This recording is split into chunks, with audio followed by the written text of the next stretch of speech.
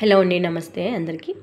ఈరోజు చేసే ఆసనం వజ్రాసనం. చాలా సింపుల్ పోజ్. ఈ పోజ్ ఎవరైనా ఏ ఏజ్ వాళ్ళైనా చేయొచ్చు. సో వజ్రాసనం అని ఎందుకు అంటారంటే, వజ్రం అంటే అందరికీ తెలిసిన విషయమే డైమండ్. సో మనకు తెలుసు డైమండ్ ఎంత స్ట్రాంగ్గా ఉంటుందో. సో అదేవిధంగా మనం డైలీ ఈ ఆసనం చేయడం ద్వారా మన బాడీ కూడా అంతే స్ట్రాంగ్గా ఉంటుంది. మన బాడీతో పాటు మన మైండ్ కూడా స్ట్రాంగ్గా ఉండే ఆసనం వజ్రాసనం. సో ఇది ఎవరెవరు చేయొచ్చు అంటే, ఎవరైనా చేయొచ్చు, ఏ ఏజ్ వాళ్ళైనా చేయొచ్చు.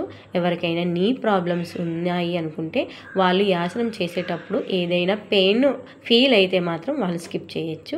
సో లేకపోతే ఎవరైనా ఏ ఏజ్ వాళ్ళైనా చేయొచ్చు.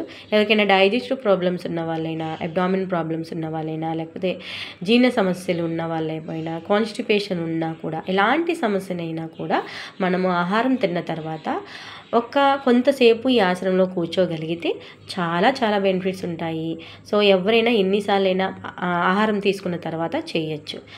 నార్మల్గా ఏదైనా ఒక ఆసనం ఎప్పుడు మనకు బెనిఫిట్ వస్తుంది అంటే, ఒక ఆసనంలో పర్టికులర్గా కొంత టైంని మనము కేటాయించి ఆ ఆసనంలో కూర్చోగలిగితే స్థిరంగా, సో అప్పుడు మాత్రమే మనకి ఆ ఆసనం ద్వారా మనకి బెనిఫిట్ వస్తుంది, ఉపయోగం వస్తుంది.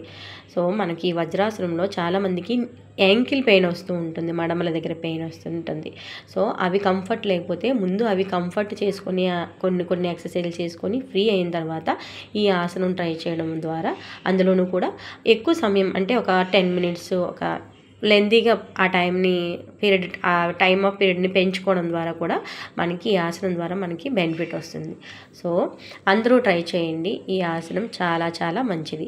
సో అందరూ చేసుకొని, ఇప్పుడున్న కాలంలో అందరికీ కూడా డైజెస్టివ్ ప్రాబ్లమ్స్ చాలా చాలా ఎక్కువ ఉన్నాయి. సో అవి ఎవరు బయటకి చెప్పరు, కానీ ఈ చిన్న ఆసనం, సింపుల్ ఆసనం ద్వారా మనకి ఆ ప్రాబ్లమ్స్ అన్నిటినీ కూడా రెక్టిఫై అయిపోవచ్చు. కానీ మనం చేసిన వెంటనే ప్రాబ్లమ్స్ పోతాయి అని కాకుండా, ఏదైనా కొంచెం టైంని అంటే ఒక 2-3 మంత్స్ని అలా మన బాడీకి అలవాటు చేసినట్లయితే, సో ఎటువంటి ప్రాబ్లం అయినా కూడా మనము చాలా ఈజీగా మనకి బాడీ నుంచి బయటికి తొలగించుకోవచ్చు. సో అందరూ ట్రై చేస్తారని అనుకుంటున్నాను. అండ్ ఇక్కడ ఇలా కూర్చున్నప్పుడు డీప్ ఇన్హేల్ ఎక్సెల్ చేసుకోవడం మర్చిపోవద్దు. ఓకేనా?